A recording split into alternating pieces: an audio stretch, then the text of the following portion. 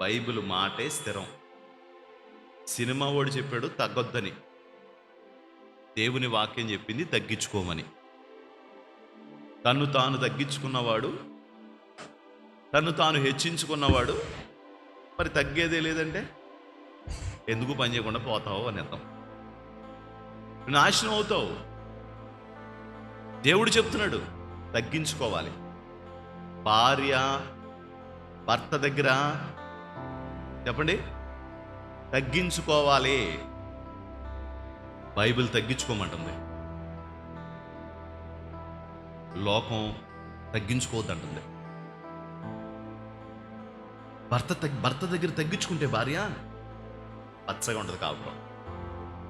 యజమాని దగ్గర పనిచేసే వ్యక్తి ఏం చేసుకోవాలి? నువ్వు చెప్తే నేను చేస్తావా?